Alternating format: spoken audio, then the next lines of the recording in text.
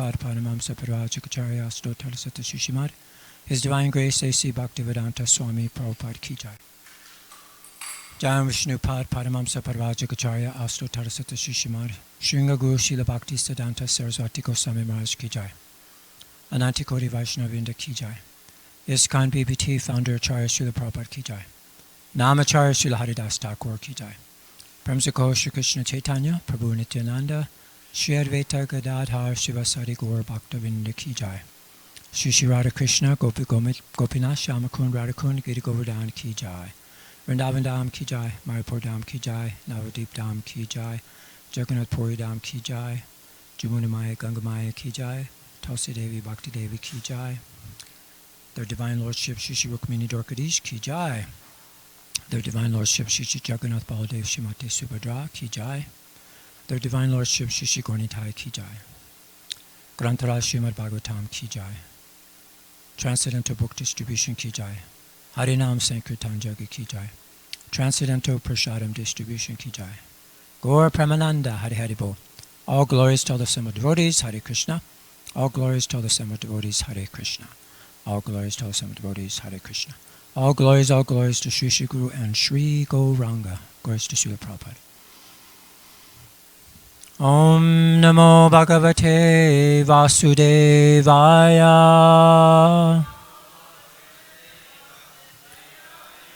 Om Namo Bhagavate Vasudevaya. Om Namo Bhagavate Vasudevaya.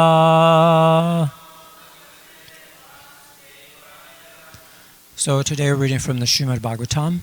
This is the third canto, chapter 7, Further Inquiries by Vidura. We're on text number 10. And today's topic will be Atma Viparyaya. And this is what the problem is Atma Viparyaya, is that we are upset about our self-identification. Or it also means the foolish understanding that one is the body. And because of that, it causes connections and separations among different bodies. And this doesn't stop. It continues life after life. So we just, in this particular canto, we finished Vidura's inquiries about the Ishvar and the Jivas. That was from text 1 to 7. And then he inquired how the pure soul can be engaged in nescience, and how does the soul suffer in spite of the Lord's presence in the heart. And then now, in verses 8 to 14, Maitreya dispels those misconceptions, and he recommends bhakti. So today's text, 10, is about misidentification. And that's the distress is due to that alone. So we'll go into that. And then as the rest of this section goes on, in text 11, he uses a nice analogy of the moon reflected on water. It appears to tremble, but actually the moon doesn't appear to tremble. And then in text 12 to 14, he gives a solution, which is bhakti. So we'll go to our verse today, text number 10. Yad Artena Vinamusha. Yad Artena Vinamusha. Pumsa Atma Viparyaya. Pumsa Atma Viparyaya. Pratiyata Upadrashtu. Pratiyata Upadrashtu. Swasirash Chidanarikaha. Swasiras Chidanarikaha. Yadartena Vinamusha. Pumsa Atma Viparyaya. Pratiyata upadrashtu swasiras chiranarikaha yadartena vinamusha pumsa atma viparyaya Pratiyata upadrashtu swasiras chiranarika yadartena vinamusha pumsa atma viparyaya Pratiyata upadrashtu swasiras chiranarikaha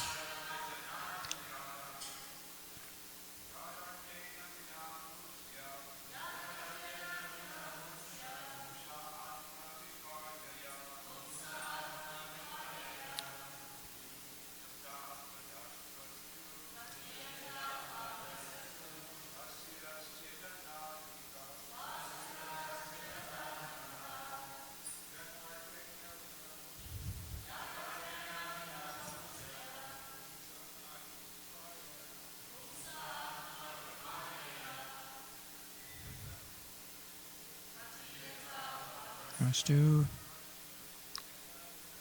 Sasiras chiranarikaha Yaratena vinamusha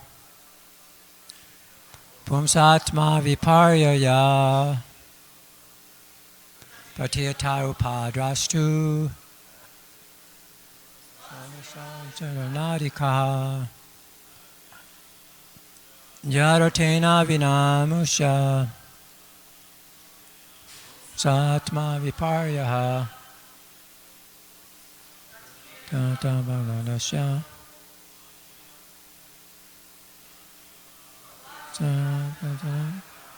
Vaishnavis Yaratena vinamusha Satma viparyaya Pratiyata upadrashtu Sasiras chiranarikaha Yaratena vinamusha Pumsatma viparyayaha Pratiyata upadrashtu Swasiras chiranarikaha Yat Thus Artena A purpose or meaning Vina Without Amushya Of such a one Pumsaha Of the living entity Atma viparyaya Upset about self-identification Pratiyate So appear Upadrashtu Of the superficial onlooker Swasiraha Own head Chetana arikaha Cutting off. Oh, what happened here? Let's see. I guess somehow or another I deleted the translation. Sorry about that. So, do you want to repeat the translation?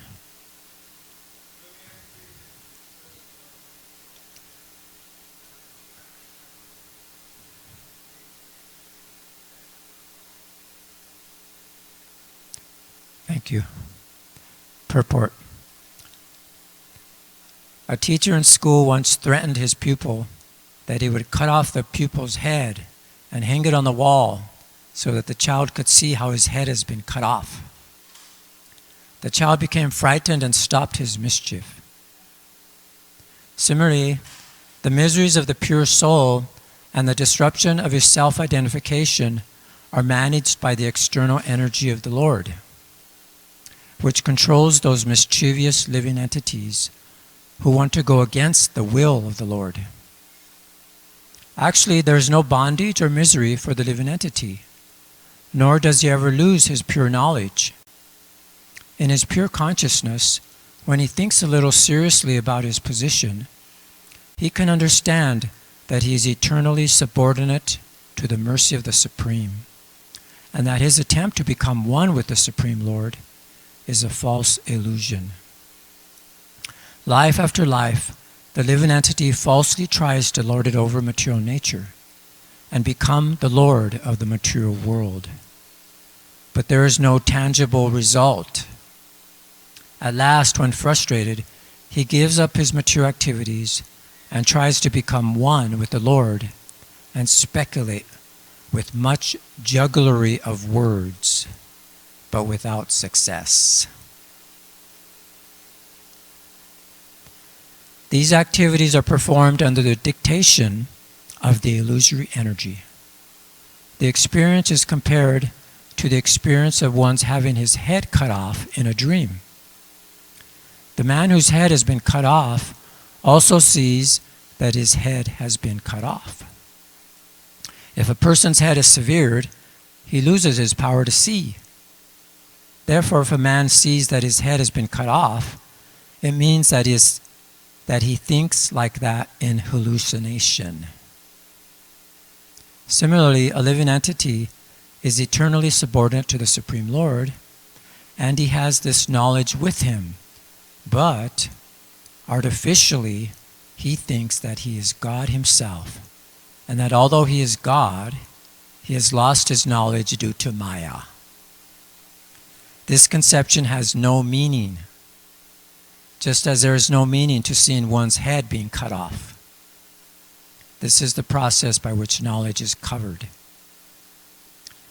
And because this artificial rebellious condition of the living entity gives him all troubles, it is to be understood that he should also take to his normal life as a devotee of the Lord and be relieved from the misconceptions of being God.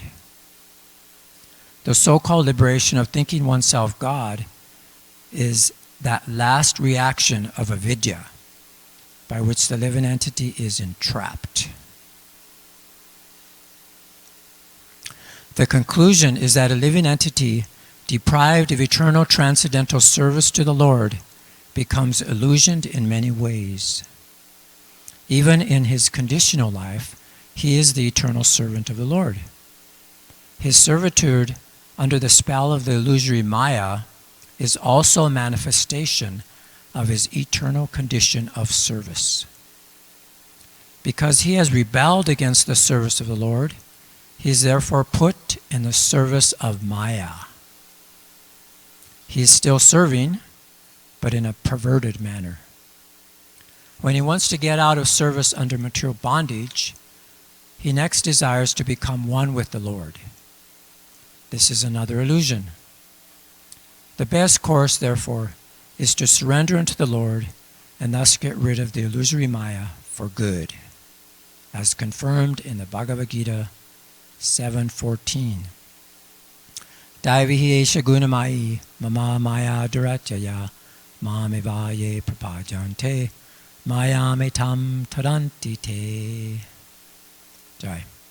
Om Gyana Timarandasya Ginanjana Salakaya Chakshushamanitamena Tasmai Shri Gurve Namaha Shri Chaitanya Manobhistam Stapitamena Bhutale Swamupakadamayam Tadati Swapadantikam.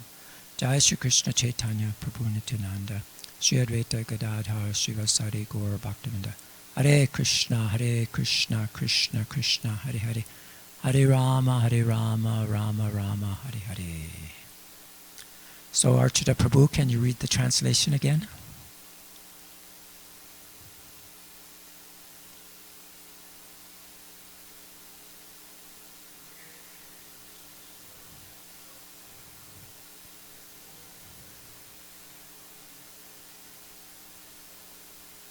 Jai, thank you. So this is a very interesting verse.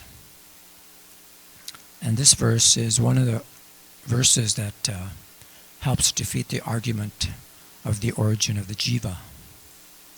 How we actually retain our spiritual identity even though it appears not to exist at present, because we're falsely identifying with the body. Although we're eternal, we're always existing in 3 phases of time: past, present, and future. The soul, the individual soul, doesn't know this truth about himself. And therefore this is that word, Atma Viparyaya, that he indicates that he's forgotten his true identity. So what happens is the spirit soul misidentifies with the body, and this means that the actual spiritual body is still there. It's not destroyed by time. Just like other living entities, even the demigods, their bodies, their soul is not destroyed. So in this sense, the conditioned soul is not fallen, although he's forgotten his spiritual form, his relationship with Krishna.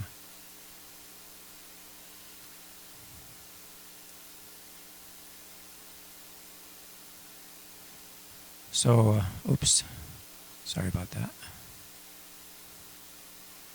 Can you see that still? Let's see what happened here. Okay.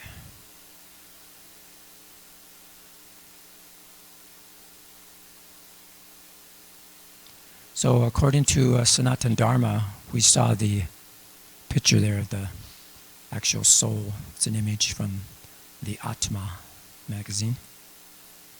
So according to this Sanatana Dharma, we can actually directly observe and understand both the Supreme Person and the Atmas by taking advantage of our natural sensory faculties of the Atma. So this is what the Sanatana Dharma provides, the basis for a true science of consciousness. And it deals with the full potentialities of the Atma, and it goes way beyond the mechanistic thinking.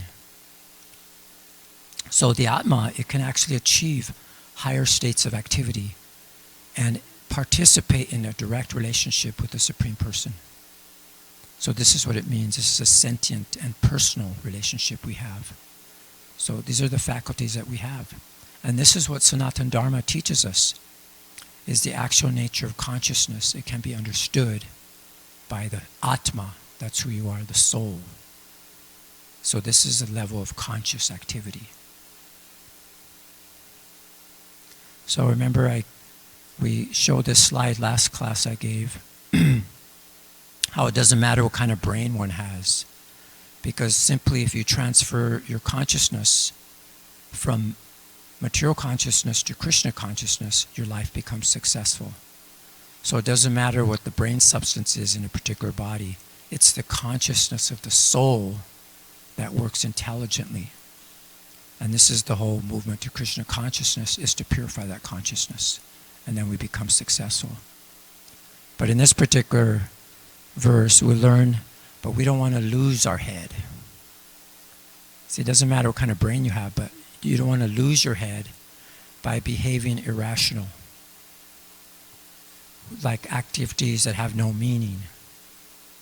Or like Daksha lost his head by becoming offensive. You see. Or we lose our head by losing control of the situation, all the different situations we're in.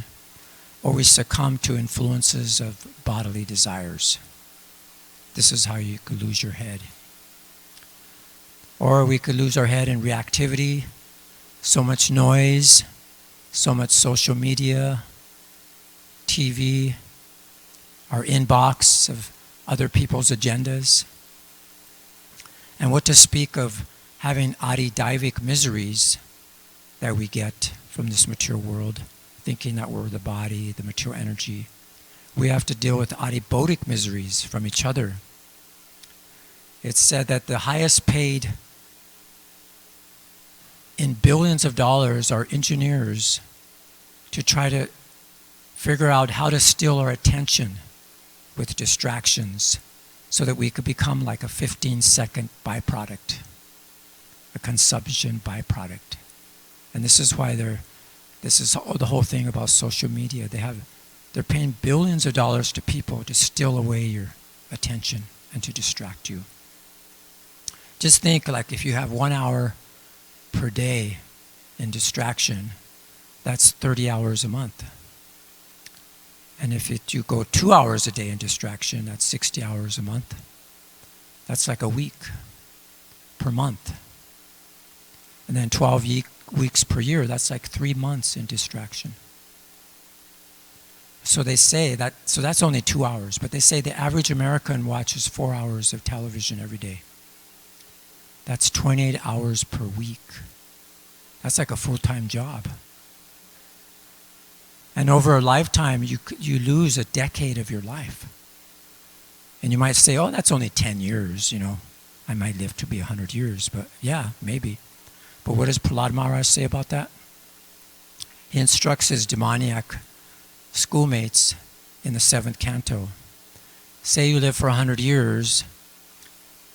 You may not live 100 years, but we're just saying that. And he says 50 years is gone in sleeping if you sleep 12 hours a night. And 20 years is gone in childhood, sporting and playing. And then you have 20 years is gone in old age, family adjustments, thinking about things you didn't do. So that's 90 years. And we just talked about the remaining 10 years. It's gone in distractions. So Prahlad Maharaj says, if we're trained up in our childhood about the science of Krishna consciousness or God consciousness, because we have to do it when we're younger, otherwise it's very difficult to take up this consciousness in old age. So he recommends that Kamada acharet pragno dharmam bhagavat iha. So that's what Prahlad Maharaj recommends. So there's a nice verse from that 7th canto, what Prahlad Maharaj said. He said, one who is sufficiently intelligent should use the human form of body from the very beginning of life. In other words, from the tender age of childhood, to practice the activities of devotional service, giving up all other engagements. The human body is most rarely achieved, and although temporary like other bodies, it is meaningful because in human life, one can perform devotional service. Even a slight amount of sincere devotional service can give one complete perfection. So in the purport there, Prabhupada mentions how in the schools and colleges, universities, at home, all the children and the youth should be taught to hear about Krishna. So they should hear the instructions of Bhagavad Gita and put them into practice. And thus they'll become strong in devotional service and free from fear of being degraded to the animal form of life. So this Bhagavad Dharma we're talking about is extremely easy in the age of Kali. Simply by Harinama, Harinama, Harinama Kevalam, Kolo Nasteva, Nasteva, Nasteva Gatir Anyata. You only need to chant the Hare Krishna mantra, and you'll be completely cleansed from the core of your heart, and will be able to be saved from this cycle of birth and death. So, just think about it. If you're grateful for life, just say if you're grateful for your life, if someone say, I'm grateful for my life, so then that means that you care about time management, right? How you utilize your time. It's so valuable. And it begins with a day of intention instead of a day of distraction. That's why we have our morning routine, we have our discipline, and we have practical examples of that, that we see here, that we follow. And then one more verse, Prahlad Maharaj says, what person too attached to household life due to being unable to control his senses can liberate himself. An attached householder is bound very strongly by ropes of affection for his family, wife, children, and other relatives. So that's what this word we talked about, how misidentification, we start to get attachments to other bodies and other things in the mature world. Of course, we know in Krishna consciousness, if we become attached to devotees, then it's different. So imagine life is like a game in which you're juggling, all these different balls in the air. Work, family, health, friends, so many different things. We're trying to keep all of these in the air. But Prabhupada mentions in a purport in the second canto, he said this whole material creation is just a jugglery of names only. He said it's nothing but bewildering creation of matter like earth, water, and fire. The buildings, furniture, cars, bungalows, mills, factories, industries, peace, war, or even the highest perfection of material science, namely atomic energy and electronics, are all simply bewildering names of material elements with their concomitant reactions to the three modes of material nature. So they're simply no more significant than the babbles of sea waves. So that's described there. So here's another showing how if we just a second of human life is wasted in vain research for planning for happiness in the material world, we can never be replaced, even if one spends millions of coins of gold. So this is the babbling of just the names going out. This is the world that's made up of babbling. Prabhupada says the civilization which aims at this utmost perfection never indulges in creating unwanted things. And such a perfect civilization prepares men only to accept the bare necessities of life or to follow the principles of the best use of a bad bargain. Our material bodies and our lives in that connection are bad bargains because the living entity is actually spirit, and spiritual advancement of the living entity is absolutely necessary. And Prabhupada talks about this so-called advancement of civilization, the materialistic advancement of civilization, is called the civilization of demons, which ultimately ends in just wars and scarcity. So as transcendentalists, we're warned to be fixed in our mind, so that even if there's difficulty in our plain living and high thinking, we won't budge an inch from our stark determination. Prabhupada mentions that in that purport to that verse. So if we go to the first canto, and this is the chapter where Narada Muni appears to Vyasadeva and enlightens him. And after that, there's a couple verses there in the 7th chapter, 5th verse, and 6th verse. They're actually like the essence of the Srimad Bhagavatam. And here he understands, he sees. He says, due to this external energy, the living entity, although transcendental to the three modes of material nature, thinks of himself as a product, a material product, and thus undergoes the reactions of material miseries.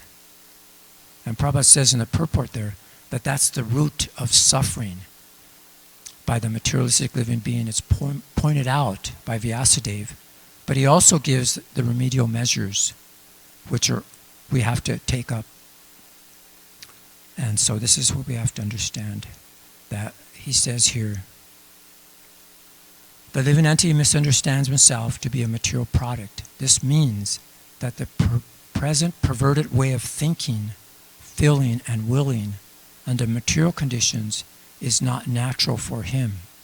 But he has his normal way of thinking, feeling, and willing. The living being in his original state is not without thinking, willing, and feeling power. That's what we described earlier about the Atma. It has this thinking, feeling, and willing power, and it has a relationship with the Supreme Person. So there's an analogy that's used that sometimes the king will visit the prison, right? And he personally goes there and pleads for the reformation of them. So similarly, Krishna descends in his kingdom of the illusory energy, and he personally gives relief in the form of the Bhagavad Gita. And he personally suggests that we should overcome this illusory energy and just surrender. Surrender to him. So This is how we're actually being reclaimed in two ways: by the process of punishment, or by the Lord himself, or the spiritual master that comes within and without. So this is what Vyasadeva saw. He saw the diseased condition of the souls. He saw the cause of the disease. And then he sees the remedial measure, which is in the next verse. Verse 6. The material miseries of the living entity, which are superfluous to him, can be directly mitigated by the linking process of devotional service. But the mass of people do not know this, and therefore the learned Vyasadeva compiled this Vedic literature, which is in relation to the supreme truth. So this is how we revive our dormant affection for love of God. It's not a mechanical system of just hearing and chanting, but it actually solely and wholly depends on the causeless mercy of Krishna. And if he's satisfied with our sincere devotional service, he may endow us with loving devotional service to him. But if we perform the prescribed hearing and chanting, then he may at once mitigate our unwanted miseries. So in the next verse, actually, he says here, simply by giving oral reception to this Vedic literature, the feeling for loving devotional service to Lord Krishna, the Supreme Personality of Godhead, sprouts up at once to extinguish the fire of lamentation, illusion, and fearfulness. So this is the importance of hearing and chanting, to perfect our life. And then we'll get attached to these messages of Bhagavad Gita, Srimad Bhagavatam, and then the symptoms of our material disease will disappear. So because there's no difference between the Supreme Lord and his sound vibration, or these Vedic literatures. So the conclusion is that simply by hearing about the Transcendental Lord through these Srimad Bhagavatam, through the Bhagavad Gita, we can perfect our life and get free from these material miseries. So if we go to the 10th canto, in the 4th chapter there are the atrocities of King Kamsa. We know in that chapter where he was grabbing the child of Devaki, and she was begging, to please, just bless me with this one child. You killed all my other children. Just please, just give me the gift of this. So we know Kamsa was going to grab the child and was going to just smash it against the stone. And what happened is that Yogamaya, which is the younger sister of Lord Vishnu, slipped upward from Kamsa's hands, and she appeared in the sky. And she had these arms, 8 arms, and weapons you could see there. She was decorated with flower garlands and valuable jewels, and there were siddhas and apsaras around her. They were worshipping her and giving her all kinds of presentations. And this is what she said. "O Kamsa, you fool, what will be the use of killing me? The Supreme Personality of Godhead, who has been your enemy from the very beginning and who will certainly kill you, has already taken birth somewhere else. Therefore, do not unnecessarily kill other children." So this really woke him up, and he became very philosophical, and he began to introspect. And he approaches, his sister, and he says, this is what he says. "In this world, we can see that pots, dolls, and other products of the earth appear, break, and then disappear, mixing with the earth. Similarly, the bodies of all conditioned living entities are annihilated, but the living entity, like the earth itself, are unchanging and never annihilated." So here we see Kamsa as a demon. Although as a demon, he had good knowledge of Atma-tattva. And Prabhupada says that actually he's better than the modern politicians and diplomats of today. So that's what happened there. So anyway, and so it goes on to say here that This word atma vipraha is used in this particular verse, that the foolish understanding that one is the body. So this is what he says. One who does not understand the constitutional position of the body and the soul, atma, becomes too attached to the body conception of life. Consequently, because of attachment to the body and its byproducts, he feels affected by union with and separation from his family, society, and nation. As long as this continues, one continues his material life. Otherwise, one would be liberated.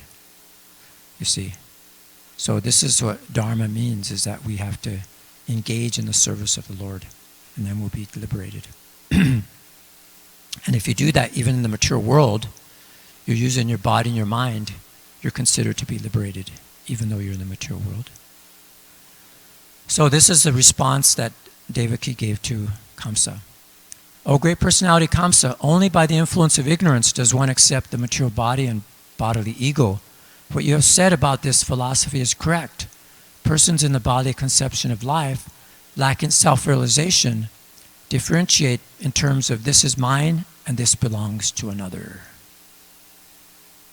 Persons with the vision of differentiation are imbued with the material qualities, lamentation, jubilation, fear, envy, greed, illusion, and madness.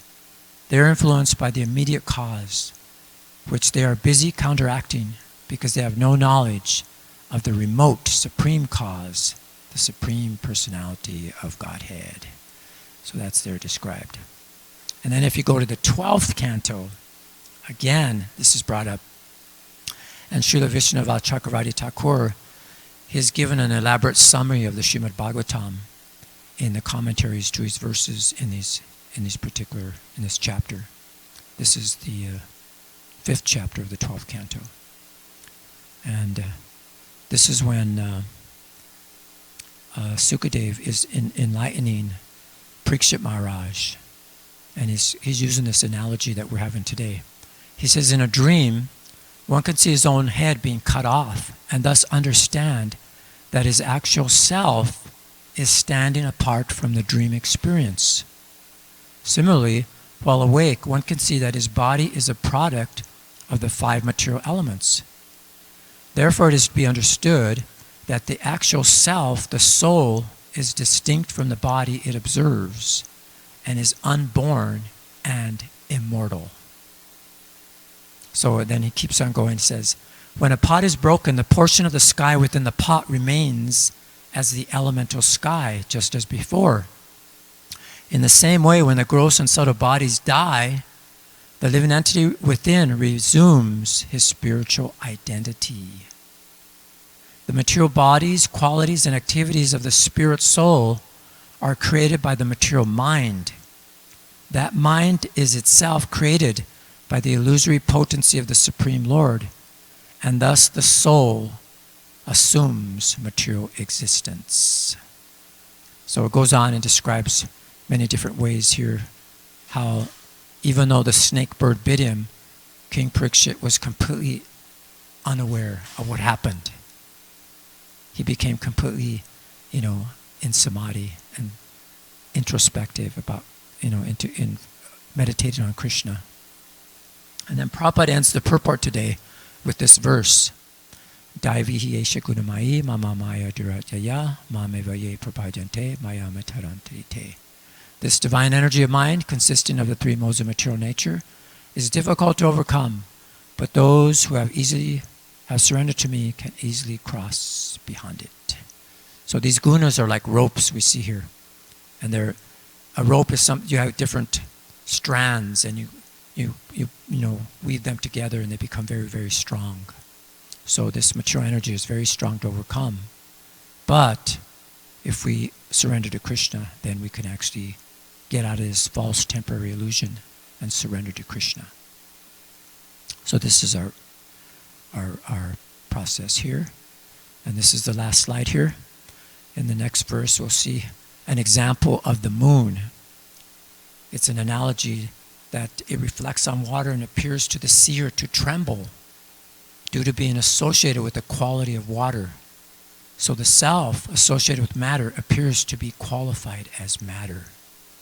So there's many places it describes this, how we have to become introspective and we have to try to see how this material world, it's just a culture of jugglers juggling forbidden fruit, unwanted things all around us.